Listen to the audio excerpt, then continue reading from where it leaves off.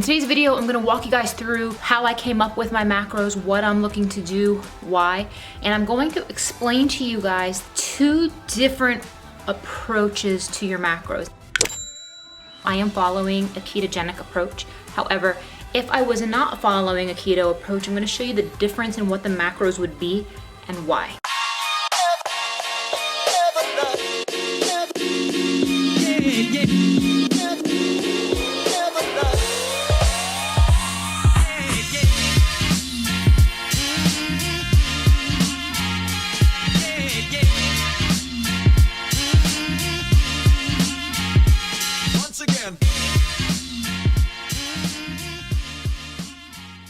Hey, what's up YouTube? Welcome back to the channel. It's Christine with Gauge Girl Training, an online meal planning and coaching service. I'm a food scientist and chemical engineer by training. And in today's video, I'm gonna walk you guys through how I'm coming up with my macros. So let's get started. So I hope you guys are enjoying the new vlog format that I've started sharing with you guys with my full day of eating, my physique updates. But in today's video, I'm gonna walk you guys through how I came up with my macros, what I'm looking to do, why, and I'm going to explain to you guys 2 different approaches to your macros. Now, as a lot of you guys know, I am following a ketogenic approach. However, if I was not following a keto approach, I'm gonna show you the difference in what the macros would be and why. All right, so if any of you ever wanna know what to buy me for a present, get me dry erase markers. All of them. All of them, all of them. They run out of ink. They have bad solvents. Give me some good ones. So, I'm gonna calculate my macros. And what I need is age. I am 36. You guys saw in my last video, my weight was 156.4. And my height, 5'7.5" inches. The first thing I need to do is calculate my BMR. Now, I am not going to walk you guys through the BMR calculation. I am going to type it into a BMR calculator. I am using the BMR calculator on myfitnesspal.com. It uses the Mifflin-St. Jean equation, and I am coming up with 1430 calories per day for my BMR. So before I move forward, I want to explain couple things. That BMR of 1430, that's if I wanted to sustain my current body mass, right?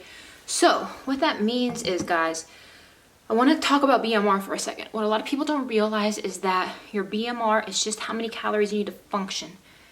About 25% of your BMR is just for your brain to operate. So that's important. If you're not eating, your brain is going to be all jacked up. So specifically for me, 1430 times 0.2 or 0.25, 286, let's say it takes about 300 calories just for my brain to function in a day, which is very important.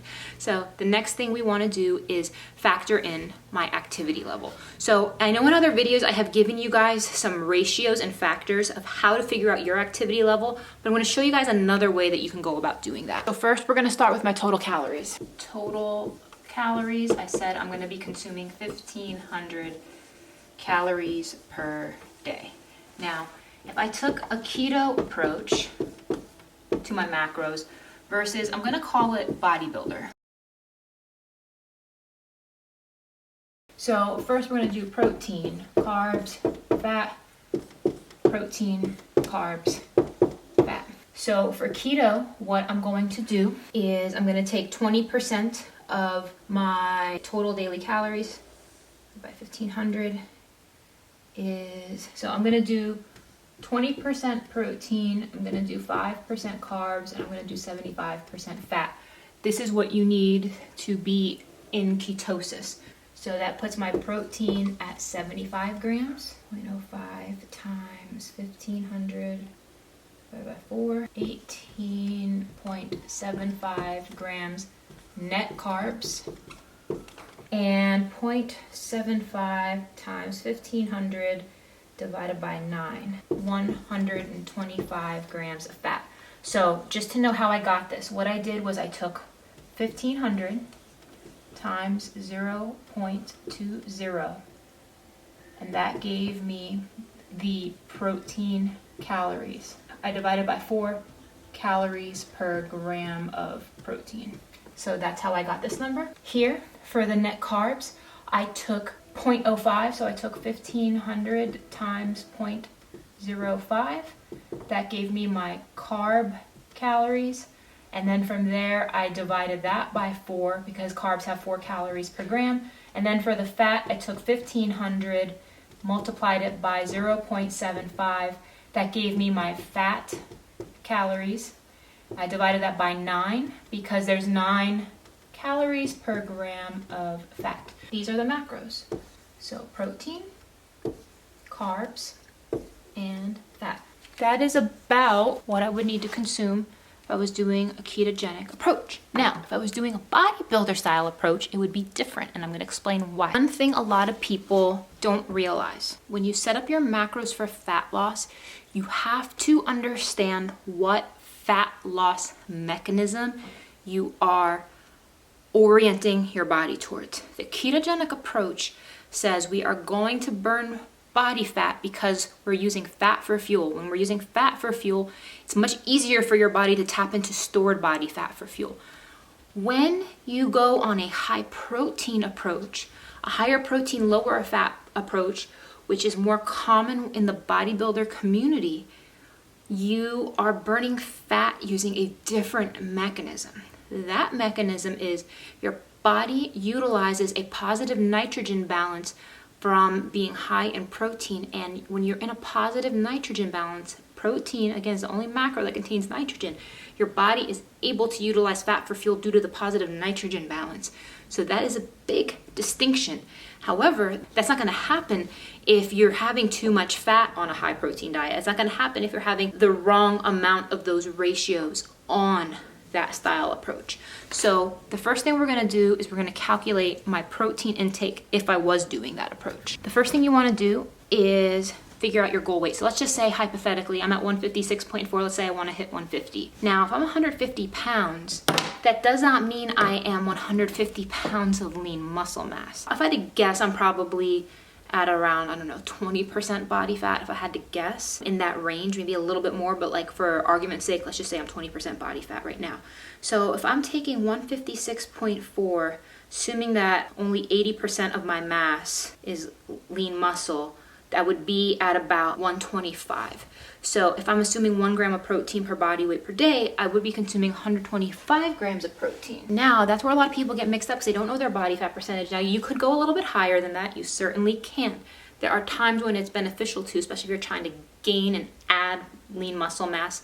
However, you don't necessarily need to. I typically use the rule of thumb 1 gram of protein per pound body weight. However, not everybody is gonna know their body fat percentage and they're not gonna know their lean muscle mass value. So that could confuse some people if you don't know that number. Not everybody knows that number. So for that reason, I typically just say use 1 gram of protein per pound body mass. It's close enough. But if you wanna be a little bit more exacting and you don't wanna be eating tons and tons of protein, which most people don't, use this approach. So the next thing I want to do is calculate my fat. I use my carbs last. I do that by subtraction method. I use the rule of thumb 0.4 grams of fat per pound body weight. That's if you want moderate fat loss. I'd say you could go down to 0.3, maybe at the very, very, very maximum 0.25. I want moderate fat loss, so 0.4 grams of fat per pound body weight times 156.4. That sets my fats at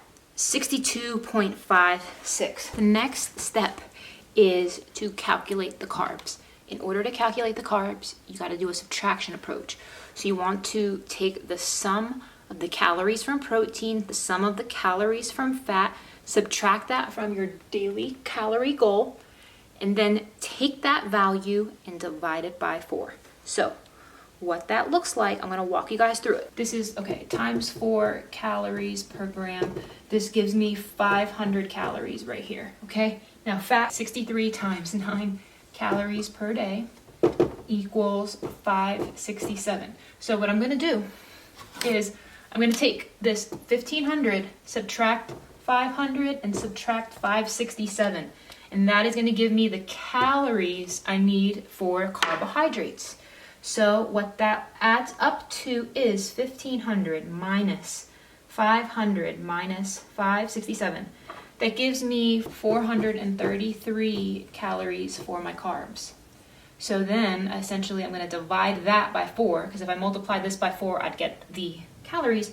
So 433 divided by 4, and I'm coming up with 108.25 grams of carbs per day. The next thing I want to do is point out some of the distinctions. So you can see there's a big difference in my protein.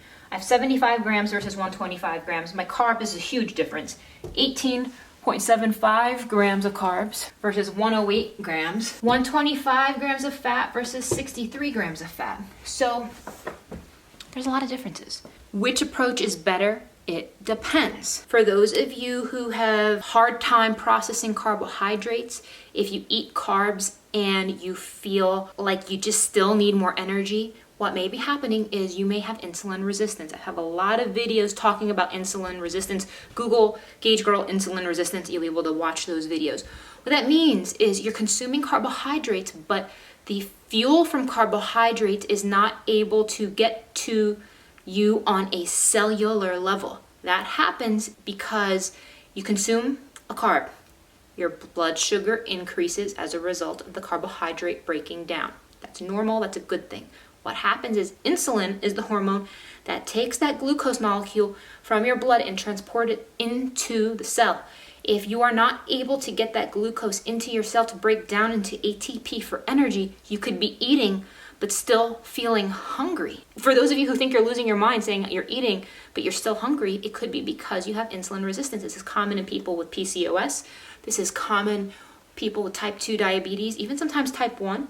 This is just common in some individuals, and it's just going to vary person to person. If that's you, you may do better from a higher fat approach because your body is not relying on carbohydrates for a fuel source. Now, the difference between these two, so 18.75 grams of carbs versus 108. Now, for those of you who are on bodybuilder style approaches, you may be saying, well, dang, 108, that's not a whole lot of carbs, Christine. That's still kind of low. Yes, but I'm only working out 3 to 4 times a week. I'm not doing cardio, I'm just lifting. So if I jacked up my activity to 5, 6 times a week, started doing 10,000 steps per day and doing all of that, those extra calories would go here into the carb bucket. There's one thing. The other thing is how full you feel. So on a ketogenic approach, the higher fat is really excellent at making you feel full. So for some of you guys, 63 grams of fat may be like a joke because you love your avocado, you love your nuts, you love your olive oil, you love all that. But you feel full on bodybuilder style approaches because of all that protein. That protein makes you feel full. That positive nitrogen balance is no joke.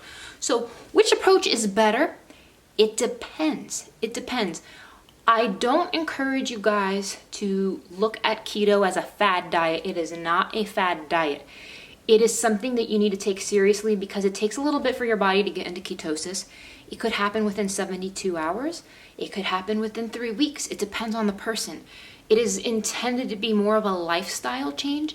I don't recommend being like, I'm just gonna do keto for a couple weeks and then stop. I don't recommend that.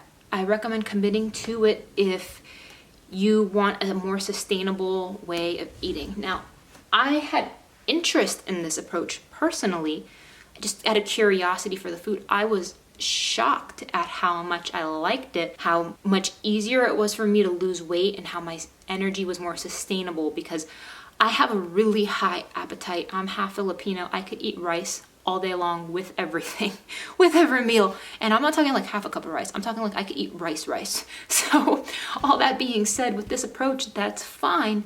But I just don't like that feeling of always being hungry. And when I'm on this style approach, I just feel better. It's a personal choice that I've made for myself. Doesn't mean you need to do it. There are still benefits to this approach. But the thing is, you guys, please note that I calculated my macros at 1,500 calories, assuming I'm not working out a whole lot. Now, if I calculated myself at maintenance, which you guys saw, if I wanted to sustain my current weight, I would be at 2,000 calories per day, and all of these values behind me would look different. So I hope you guys enjoyed this brief tutorial. If you have any questions, comment below. I'll be bringing you guys more vlogs next week, full day of eating. So take care. See you in the next one.